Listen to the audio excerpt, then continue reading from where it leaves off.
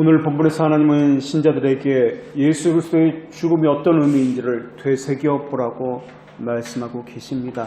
특히 오늘 본문은 그리스도께서 왜 죽으셨는가, 또 누구를 위해 죽으셨는가 하는 말씀이 나옵니다. 예수 그리스도께서는 왜 죽으셨습니까?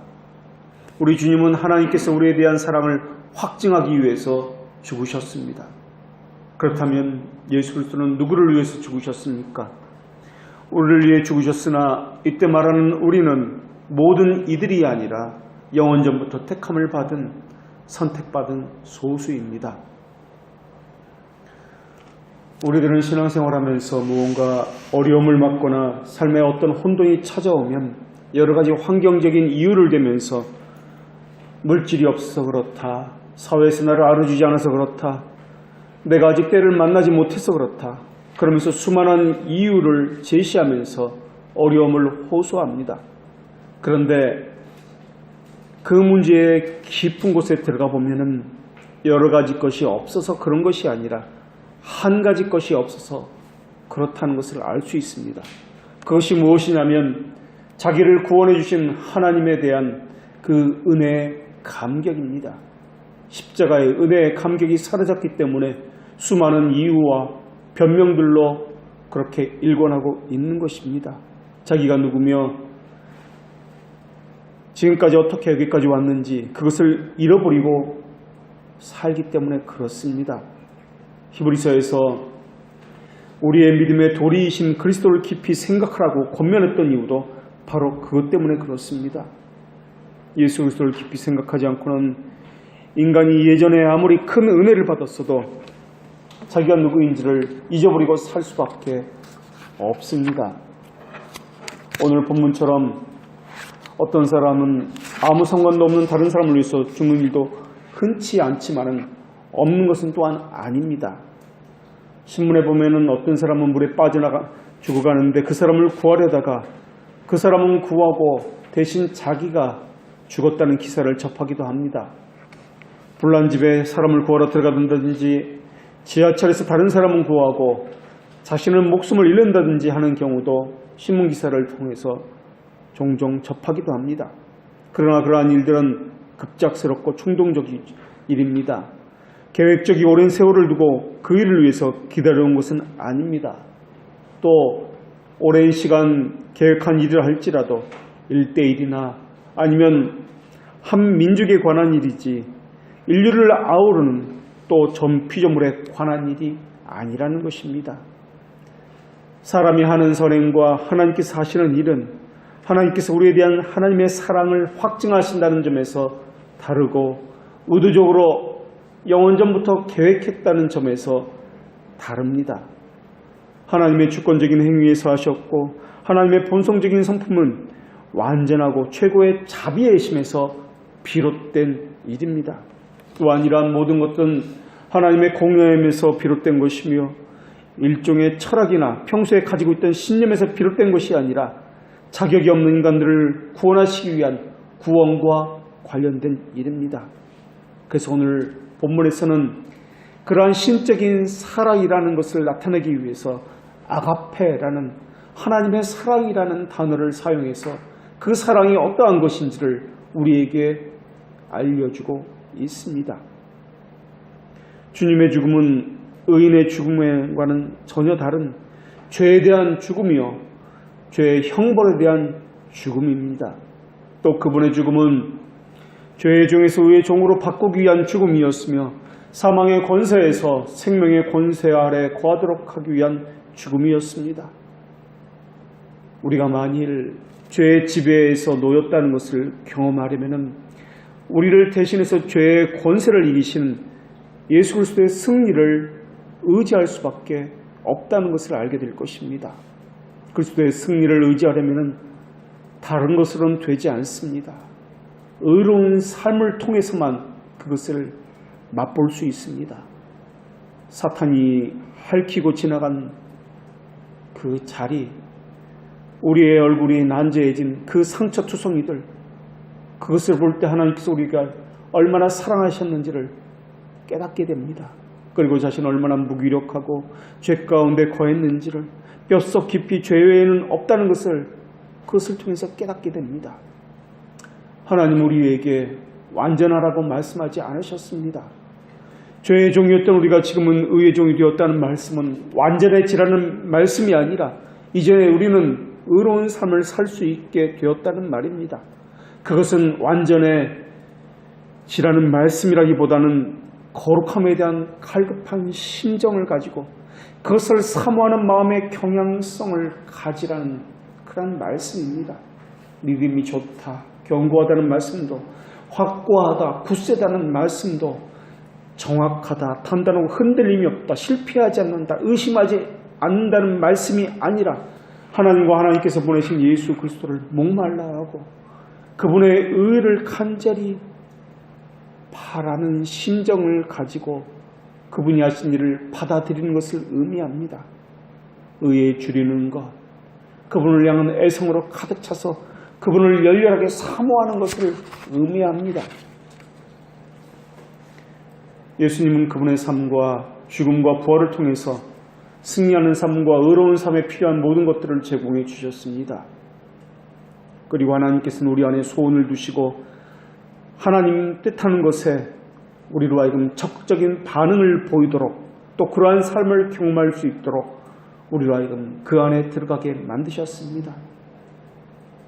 더구나 오늘 본문에서 말씀처럼 우리에 대한 자기의 사랑을 확증하셨느냐는 그 말씀처럼 로마서 6장부터 8장을 통해서는 하나님의 사랑이 어떠한지를 알라라는 말씀을 통해서 또 여기라, 드리라, 죽이라 라는 말씀을 통해서 우리에게 보이셨음을 그렇게 증거하고 계십니다.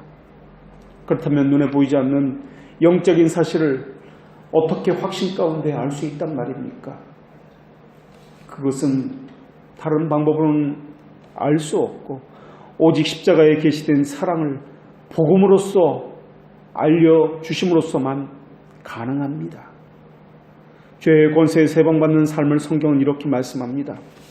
우리가 알거니와 우리 옛사람이 그분과 함께 십자가에 달린 것은 죄의 몸을 멸하여 그 후로는 우리가 죄를 섬기지 않게 하려 함이니. 이 말씀을 주의 깊게 한번 생각해 보십시오. 우리가 알거니와 우리 옛사람이 그분과 함께 십자가에 달린 것은 우리 옛사람이 그분과 함께 십자가에 달린 것은 죄의 몸을 멸하여서 그 이후로는 우리가 죄를 섬기지 않게 하려 함이다 라고 말씀하고 있습니다. 안다라고 이야기하고 있습니다. 여기서 안다는 것은 느낌이나 상상에 의해서 하는 것이 아니라 하나님의 말씀하신 바를 확고히 믿음으로써 하는 것인데 그것을 행함으로써 안다라는 것을 의미합니다. 죄의 몸을 멸함으로써 안다라는 것입니다. 우리는 무엇을 알고 있습니까? 그것은 우리의 옛사람이 그리스도와 함께 십자가에 달렸다라는 것입니다. 십자가에 달렸다라는 사실은 죄의 몸을 멸하는 삶으로서 그렇게 우리 사이에서 증명된다라는 것입니다. 예수님께서는 우리의 구원을 인해서 우리가 즐거워하는 것을 바라고 그것을 목적으로 십자가에 돌아가신 것은 아닙니다. 하나님의 사랑을 받아서 좋다라는 느낌을 우리에게 주시기 위해서 십자가를 지신 것이 아닙니다. 예수 그리스도께서 십자가에서 쏟으신 물과 피가 그저 우리의 느낌, 감정을 위한 것이었다면 예수 그리스도의 죽음은 무가치한 것이 되어버립니다. 그분의 죽음은 법적인 것이며 그것은 죄에 대해서 죽으신 그리스도의 죽음 안에서 그분과 우리도 연합함으로써 우리 역시 삶에서 죄에 대해 죽는 것을 의미합니다. 또 그분의 죽으심으로 생기는 그분의 부활은 의롭다함을 받은 죄인들의 새로운 삶에 대한 갈망과 열렬함으로 이끌고 있습니다. 법적인 죽음은 단번에 죄에 대해서 죽는 것이지만은 도덕적이고 육체적인 죽음은 우리가 날마다 겪어야 하는 죽음을 말하고 있습니다.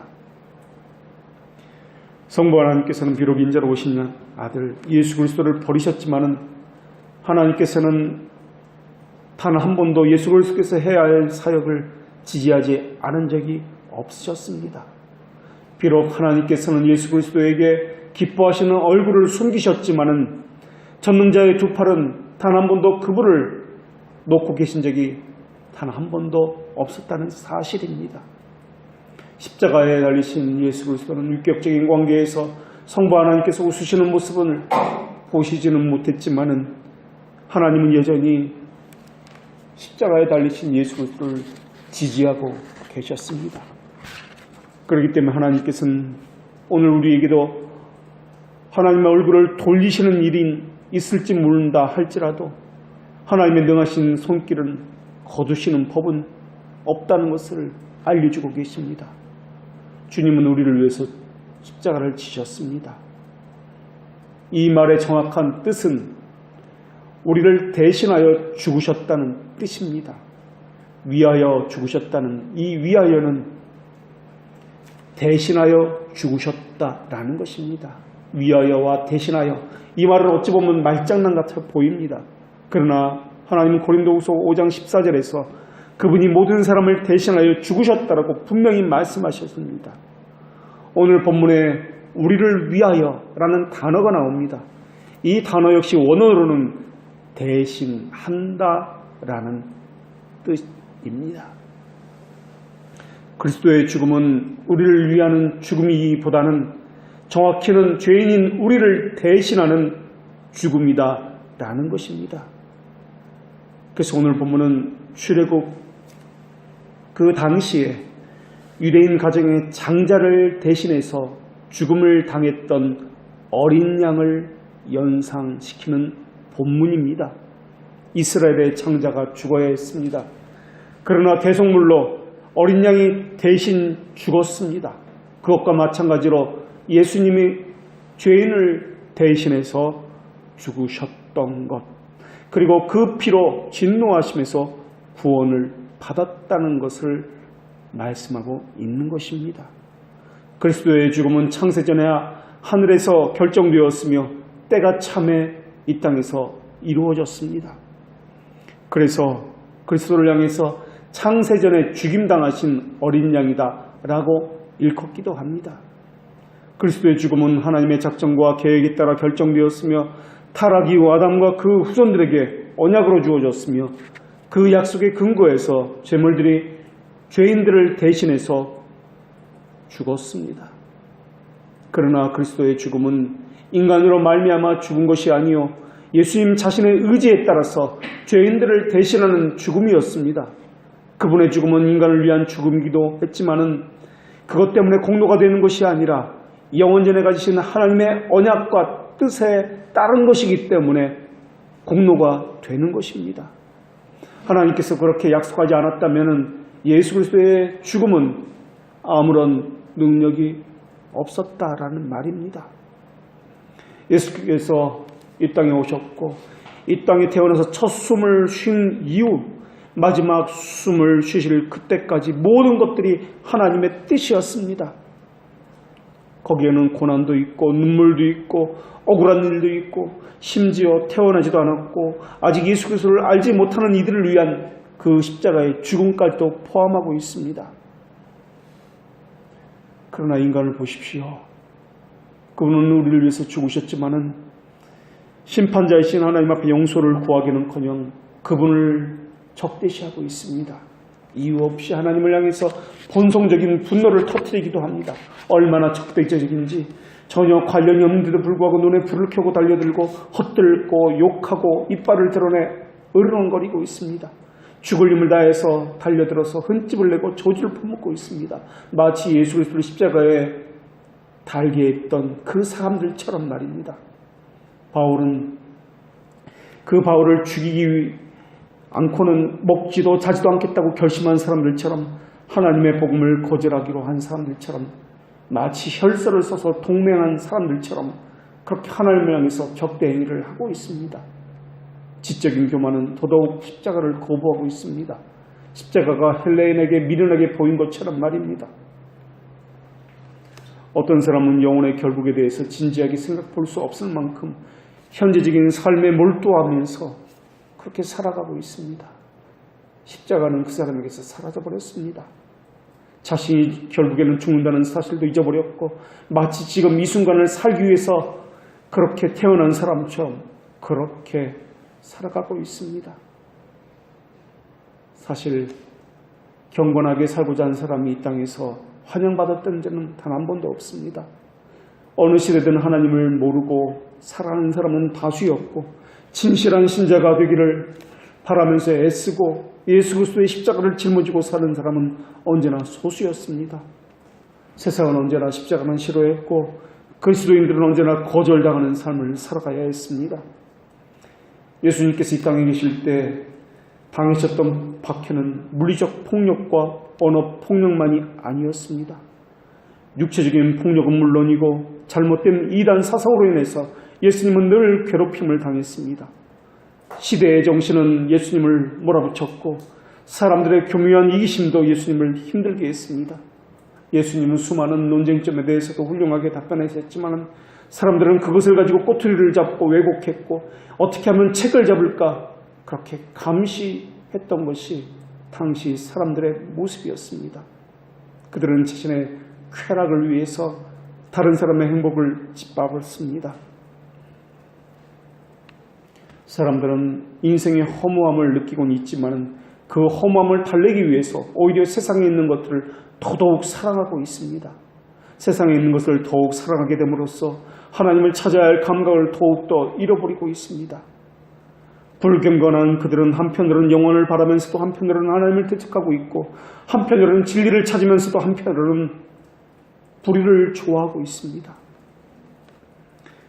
이 세상의 정신은 자기를 사랑하는 것이고 세상을 사랑하는 사람의 마음은 온통 세상을 향해 타오르고 있습니다. 때로 이 욕망의 불길은 너무나 맹렬해서 자신을 자극한 안목의 정액과 손을 잡고 타오르고 있습니다. 그 불길은 무엇으로도 끌 수가 없습니다. 오늘날 흥청거리는 이 세상을 바라보십시오. 육체의 만족을 위해서 살아가고 있는 사람들을 바라보십시오. 번창하는 향락 문화를 바라보십시오. 사람들은 그런 사업을 번창케 하기 위해서 돈벌이로 이용하고 육체의 정욕을 채우고 있습니다. 아담과 하와가 선악과를 본 순간 먹지 말라는 하나님의 말씀이 생각난 것이 아니라 먹으면 좋을 것이다. 그것을 하면 눈이 밝아질 것이다. 하나님처럼 될 것이다. 라는 뱀의 달콤함이 생각났습니다. 눈이 밝아지고 싶었고 하나님처럼 되고 싶었고 그것을 하고 싶었습니다. 안목의 정욕이 불을 밝혔고 보암직하고 먹음직스럽다고 느낀 그 감정 그대로 죄로 떨어지게 되었던 것입니다. 그런데 예수님은 그러한 이들을 위해서 겟세마네 동산에서 고뇌했습니다. 인간이 아무리 지옥의 고통을 두려워한다 할지라도 우리 주님께서 하나님의 진노를 두려워하는 것만큼 두려워하지 않았을 것입니다. 우리 주님은 내 마음이 심히 고단하고 죽게 되었으니 라고 말씀하시면서 그 슬픔은 죽음에 이를 정도로 아주 치명적이었습니다. 아버지여, 만일 아버지의 뜻이거든 이 잔을 내게서 옮기시옵소서. 예수님은 세 차례에 십자가를 옮기시기를 간청하셨습니다. 그러나 예수님의 기도는 결국 이것이었습니다. 그러나 내 원대로 마옵시고 아버지의 원대로 되기를 원하나이다. 그분이 기도하실 때 땀이 땅에 떨어지는 핏방울 같다라고 기록하고 있습니다. 예수님은 우리 죄를 대신하기 위해서 이 땅으로 내려오셔서 핏땀으로 수고하셨고 또한 죽임을 당하신 둘째 아담이십니다. 그렇다면 두 번째로 본문에서 말씀하신 우리는 누구입니까? 라고 질문할 수 있습니다. 사실 그것이 누구냐 하는 논쟁은 오래전부터 있어왔던 논쟁입니다. 예수 그리스도의 십자가 사건은 모든 인류를 위한 보편적인 것인가 아니면 특별한 사람만을 위한 특별한 것인가 하는 것입니다.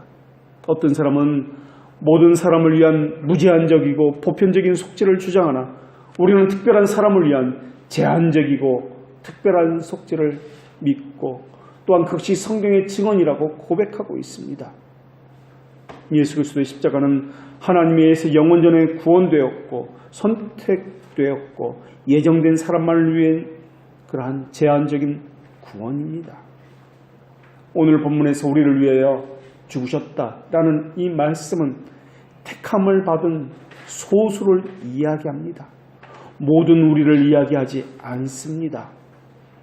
만약에 예수 그리스도의 십자가의 구원이 모두를 위하고 전 인류를 위한 것이라면 이 세상 모든 사람은 반드시 한 사람도 예외 없이 다 구원을 받아야 마땅하며 모두가 교회에 나와야 마땅합니다.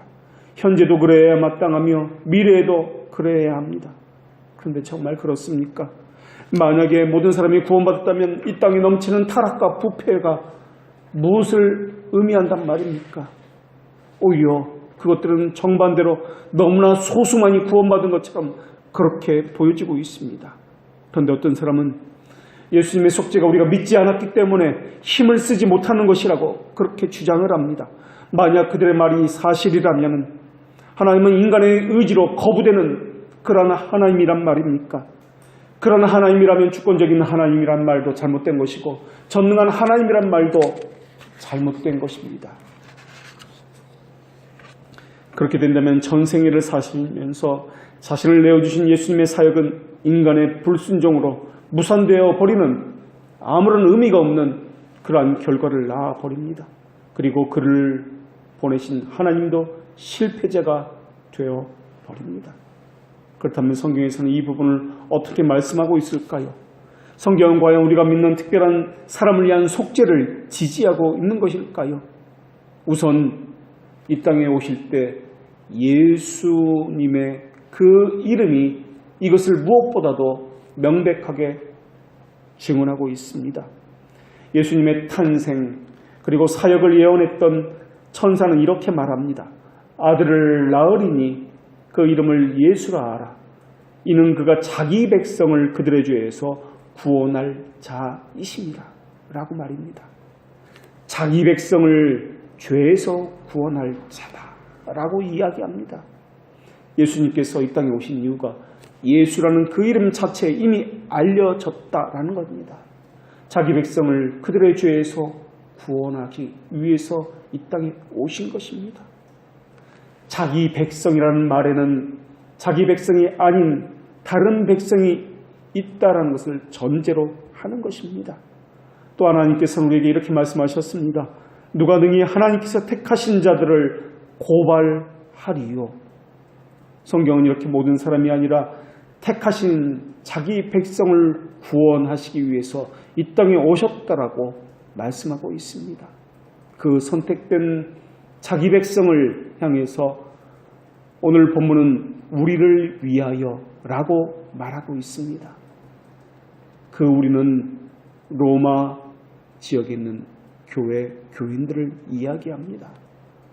선택된 우리는 그러나 의인이 아니라 너무나 크나큰 죄인입니다.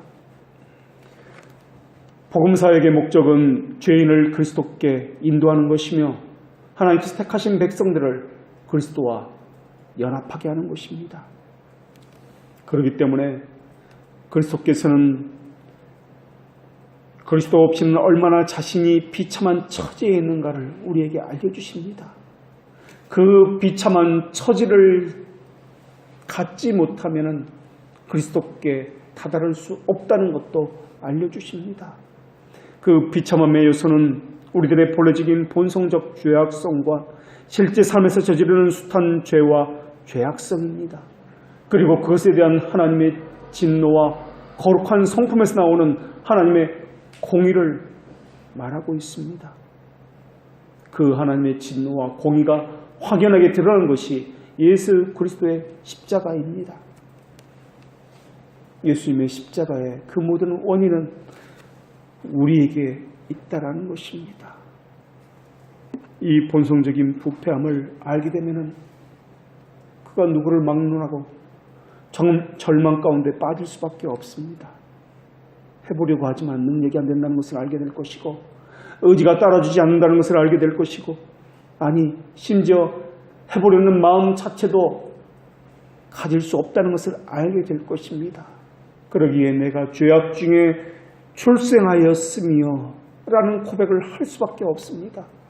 죄악 중에 출생하였으며 라는 고백은 태어나기도 전부터 죄 가운데 있었다라는 것입니다. 그 고백이 우리의 심정을 후벼 파고 있습니다. 가장 고통 가운데 극심한 고통은 절망의 고통일 것입니다.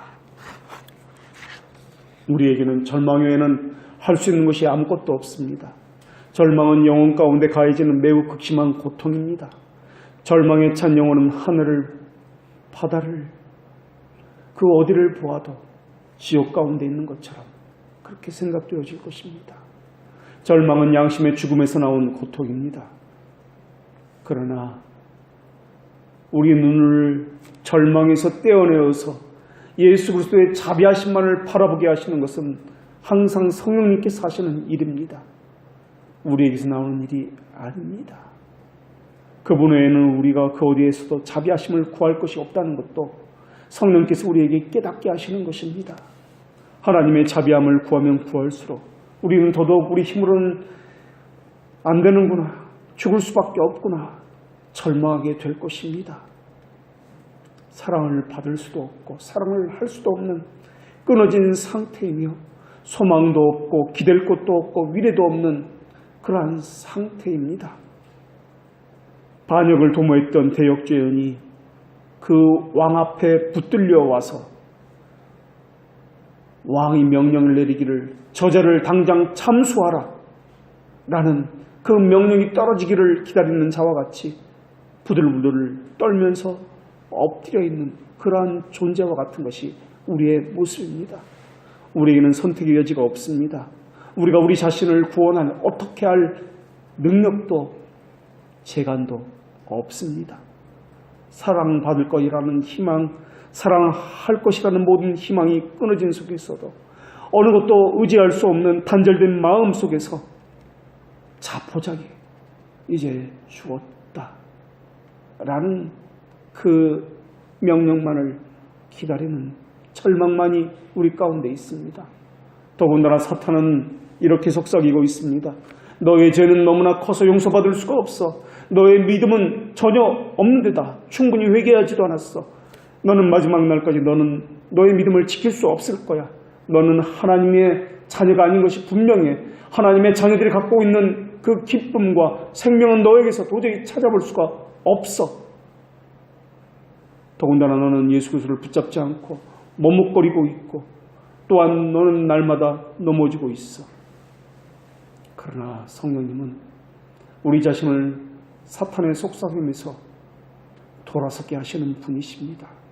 그분은 우리에게 우리는 아무것도 아니요 예수 그리스도께서 모든 것이라고 말씀해 주시는 분이십니다.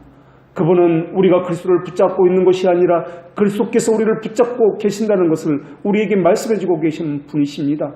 우리가 구원받은 것은 우리가 하나님을 사랑했기 때문이 아니요 그리스도께서 우리를 사랑하셨기 때문이라고 말씀해 주고 계십니다.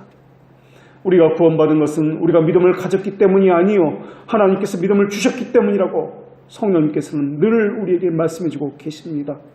믿음이 구원의 도구가 되는 것은 사실이지만 그 믿음이 여러분을 구원하는 것은 아니라는 것도 하나님께서는 말씀해 주시는 것입니다. 여러분을 구원하는 것은 하나님의 자비하심에서 비롯된 예수 그리스도의 보혈과 공로 외에는 없다는 것을 알려주고 계십니다. 그래서 성령님은 그리스도를 붙들고 있는 여러분의 손을 보지 말고 그리스도께서 여러분을 잡고 있는 주님의 손을 바라보라고 말씀하고 계십니다. 여러분의 소망을 바라보지 말고 여러분의 소망의 원천이신 그리스도를 바라보라고 그렇게 말씀하고 계십니다. 여러분의 믿음을 바라보지 말고 여러분의 믿음을 시작하고 완성하시는 예수 그리스도를 바라보십시오. 우리의 기도, 우리가 하는 일, 우리의 기분과 감정을 바라보지 말고 영전부터 우리를 택하시고 사랑하셨던 하나님의 아름다움을 바라보십시오. 우리 영혼의 안식을 주는 것은 우리가 어떤 존재냐에 따라 달려있는 것이 아니라 예수님이 우리에게 어떤 분이시냐에 따라 달려있는 것입니다. 하나님과 화목하려면 자기 자신에게서 돌이켜 예수 그리스도를 바라보아야 합니다. 여러분의 눈을 그리스도에게 고정하십시오. 마음속으로 그분의 죽으심, 그분의 고난, 그분의 공로, 그분의 영광과 그분의 기도, 이런 것들을 생각해 보십시오. 아침에 일어나도 예수 그리스도를 생각하고 밤에 누워서도 예수 그리스도만 바라보십시오. 예수님과 여러분 사이에 어떤 소망이나 여러분의 가지고 있는 어떤 감정이나 두려움이 끼어들지 못하게 하십시오. 우리의 소망은 우리에게서 나오는 것이 아니라 그분에게서만 나오기 때문에 그렇습니다. 우리는 가장 좋다고 훌륭하다고 여겨지는 프로그램이나 아름답다고 불려지는 교회당을 의지하는 것이 아닙니다. 사람의 숫자를 의지하는 것도 아니요, 귀에 감미로운 설교를 들려주는 목사를 의지하는 것도 아니요, 우리를 알아주는 사람과의 관계를 의지하는 것도 아닙니다. 우리는 전적으로 하나님의 자비하심만을 의지할 뿐입니다.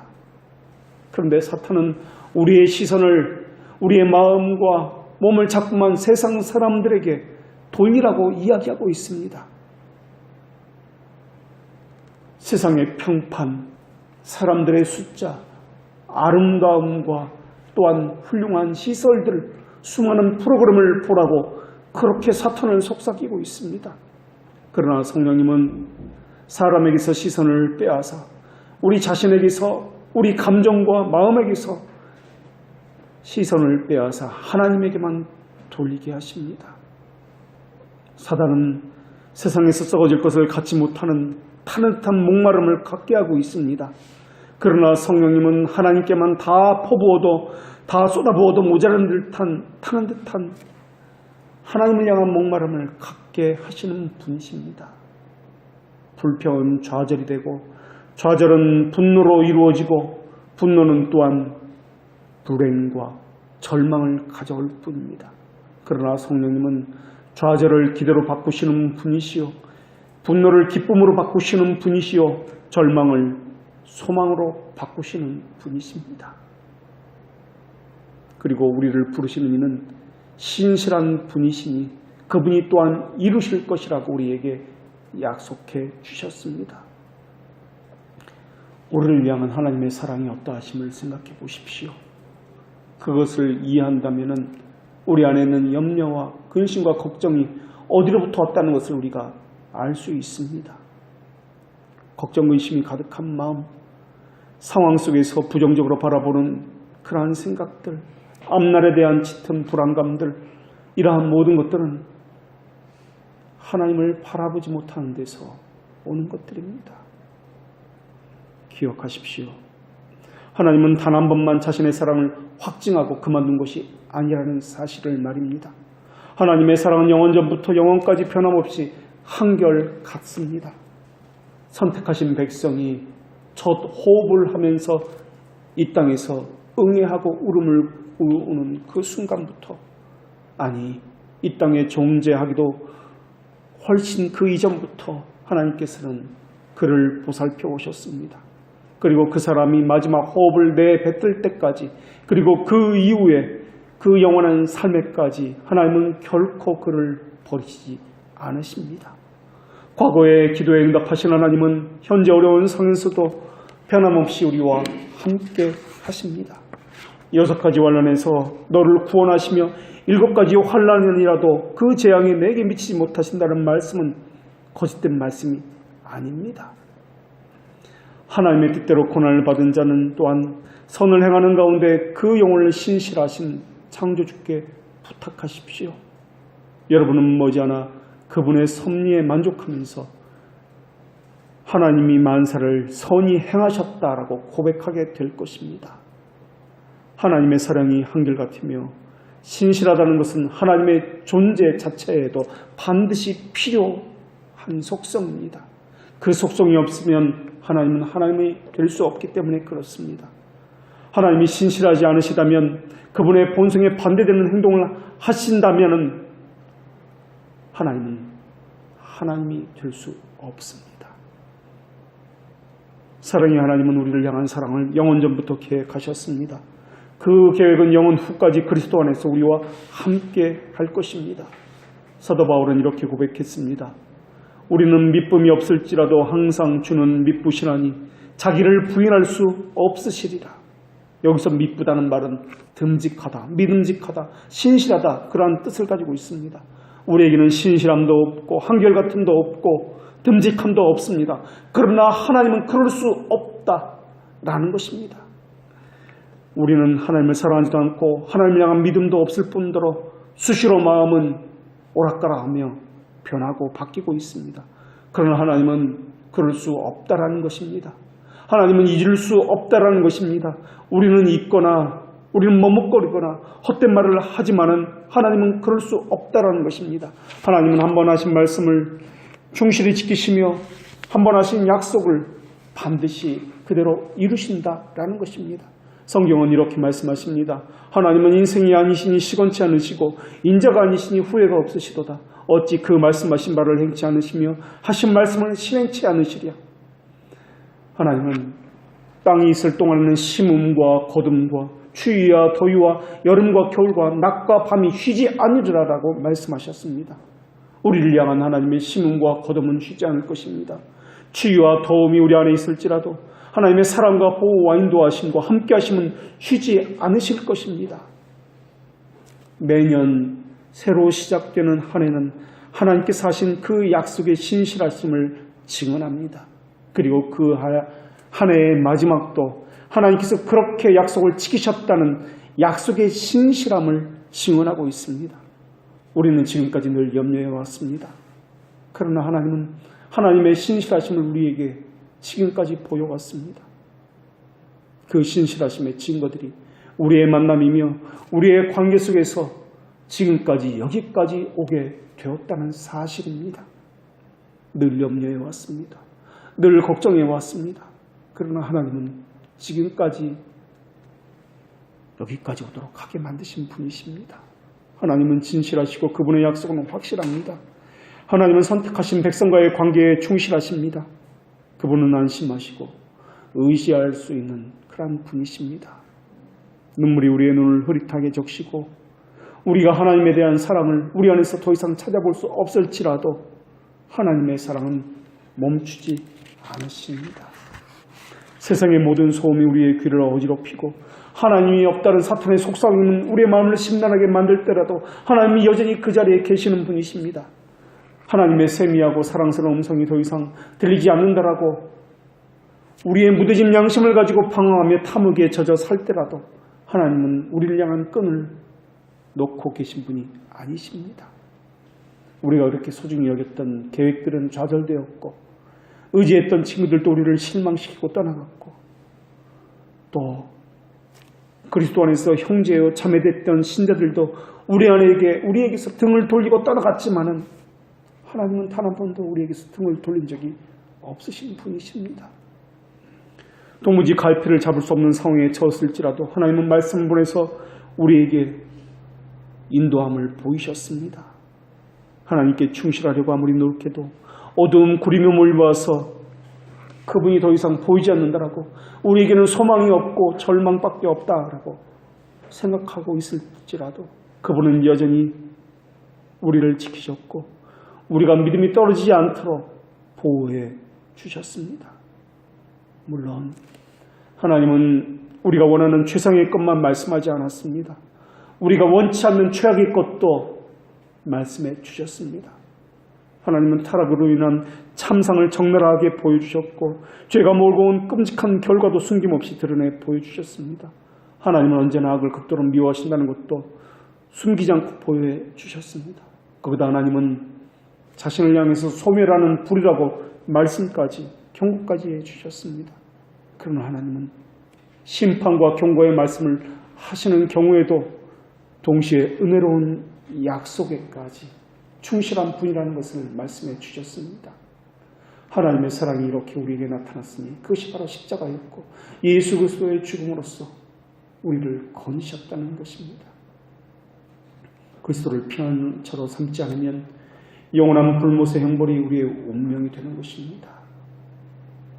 하나님은 은혜를 베푸신 일에 또 은혜를 거두시는 일에도 똑같이 신실하셨습니다. 하나님은 우리가 원치 않는 기쁨을 주시기도 하시는 분이시지만 원치 않는 슬픔을 주시기도 하시는 분이십니다. 하나님의 사랑은 우리가 편안할 때나 엄한 징계 아래 고통을 받을 때나 늘 변함이 없습니다. 하나님은 징계의 회초리로 우리를 때리실 때에도 하나님의 사랑은 변함없이 우리에게 나타내 주셨습니다. 하나님은 아무 의미 없이 우리에게 고통을 주지 않습니다. 우리에게 슬픔과 고난이 있다면, 문제가 있다면 그 모든 것 역시 하나님의 사랑에서 비롯된 것입니다. 우리는 당장에 그 뜻이 무엇인지 알지 못해서 하소연하고 아프다고 물고 있습니다. 그러나 이해하지 못한다고 해서 그것은 없는 것이 아니듯이 하나님의 사랑도 마찬가지입니다. 이것은 마치 우리가 부모의 사랑을 이해할 수 없는 어린아이처럼 하나님의 사랑도 이해하지 못하고 있을 뿐입니다. 지나보면 알게 되어 있습니다. 부모의 사랑이 얼마나 큰지. 그래서 시편 기자는 여호와여 내가 알거니와 주의 판단은 의로우시며 주께서 나를 괴롭게 하심은 주의 성실하심으로 말미암느니라 라고 고백하였습니다. 고난과 시련은 영원한 언약에 포함되어 있는 것입니다. 하나님의 사랑과 배치되는 것이 아니라 하나님의 사랑과 일치될 뿐만 아니라 하나님의 사랑이 표현된 것이 우리에게 주어진 고난과 슬픔과 시련이라는 이름으로 불려지는 것들입니다. 하나님 우리의 고난 중에서도 신실하셨습니다. 고난으로 징계를 베푸시는 중에서도 하나님의 사랑은 변함없이 신실하셨습니다. 하나님은 지팡이로 범과를 다스리며 채찍으로 죄악을 징책하시는 분이십니다. 그러나 하나님은 인자를 다 거두지 않는 분이시요 성실함도 패하지 않으시는 분이십니다. 우리가 한 가지 기억할 것은 우리에게 은총을 베푸시는 주님은 결코 죄인들을 추켜 세우지 않으셨으며 죄를 너그럽게 보시지 않는다는 사실입니다. 우리 주님도 이 땅에서의 삶은 선을 행하기 위한 끊임없는 여행이었으나 지옥의 불과 지옥에 대해서도 숨김없이 말씀하셨습니다. 사랑에 대해서 알고 있으며 사랑에 대해 더욱 느끼기를 갈망하는 사람에게 말합니다. 사랑은 우리에게서 나온 것이 아닙니다. 하나님께서 나온 것입니다. 그리스도께서 우리를 대신하여 죽음으로써 하나님의 사랑을 확증한 것입니다. 그 사랑이 우리 안에 부어지게 된 것입니다. 어거스틴은 고백록에서 이렇게 고백했습니다. 하나님께서는 우리를 창조하셨기 때문에 우리는 주님 안에 거하지 않으면 마음의 평안을 가질 수 없습니다. 주님은 항상 활동하시나 항상 쉬고 계십니다. 하나님은 모든 것을 모으시지만은 필요해서 그렇게 하시는 것이 아닙니다. 그 어떠한 종류의 달콤함과 부드러움도 하나님께서는 가졌지만은 또한 하나님께서는 죄를 실파하시나 죄로 인해 고통받으시는 분은 아닙니다. 하나님은 진노하실 수 있으나 마음은 언제나 잔잔하신 분이십니다. 하나님은 여러 가지 일을 하시지만 목적은 언제나 하나이십니다. 주님께 오는 사람을 하나도 버리지 아니하고 그들을 사랑함으로 감싸주신다는 사실 말입니다. 하나님은 필요한 것은 없으나 얻기를 좋아하시고 탐욕은 없으시나 주신 은사에 대해서 답례를 요구하시고 우리의 빚을 청산해 주셨으나 이것 때문에 잃은 것이 없는 분이 하나님이십니다. 주님은 나의 하나님이시고 생명이시고 기쁨이시며 그러나 이것만이 전부는 아닙니다. 더구나 하나님은 잃어버리면 어떻게 하나 하고 있던 걱정하고 있던 열매 없는 기쁨을 우리에게서 가져가셨습니다. 주님은 그것을 몰아내시고 대신 우리 안에 들어오셔서 기쁨으로 그 자리를 대신하셨습니다. 오 주여 나의 하나님은 나의 빛이시요 재산이요 구원이십니다. 그러나 이 땅에서 주님에 대해서 완전하게 표현할 수 있는 사람은 아무도 없습니다. 또한 그 사랑을 정확히 알고 있는 사람도 아무도 없습니다. 어거스틴은 또 이렇게 고백합니다. 주님 당신을 향한 나의 사랑은 확신 없는 불완전한 감정이 아니라 확실한 의식 가운데서 피어나는 중요한 사안입니다. 뿐만 아니라 내가 주님을 사랑한다는 것이 무엇을 의미하는지 주님께서는 먼저 알고 계셨습니다. 그것은 육체적인 아름다움을 사모하는 것이 아니라 일시적인 영광을 사랑한다는 말이 아니라 세속적인 영혼들의 눈에 비춰지는 매혹적인 화려함을 사랑한다는 말이 아닙니다. 달콤함을 사랑한다는 말도 아니요, 부드러운 손님들을 사랑한다는 말도 아니요, 옷들에 은은한 향기나 피부를 곱게 하는 연고나 향수들을 말하는 것도 아니요, 만나와 꿀도 아니요, 온몸을 휘감아도는 환대도 아닙니다. 이것들에 도취하고자 하나님을 사랑하는 것이 아닙니다. 하나님께서 나를 사랑하셨기 때문에 그러합니다. 이 세상이 가질 수 없는 찬란한 광채로 나의 영혼에 비추이는 한 줄기 빛이 있었습니다. 시간 속에서 포착할 수 없는 부드러운 음성이 있었습니다. 작은 미풍조차도 흩어질 수 없는 은은하고 아름다운 향기가 있었고, 아무리 먹더라도 줄어들지 않는 풍요로운 일용할 양식이 있었습니다. 거기에 대해 더할 나위 없는 만족으로 결속되는 친절한 안아주심이 하나님의 그 사랑 안에 있었습니다. 이러한 것들은 하나님께서 우리를 사랑할 때 우리 영혼 안에서 맺혀지는 사랑의 열매들입니다.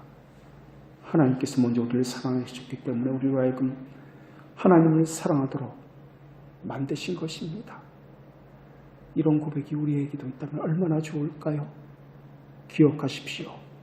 하나님께서는 우리의 사랑을 확증하기 위해서 자신의 모든 것을 내어주신 분이십니다. 기도하겠습니다.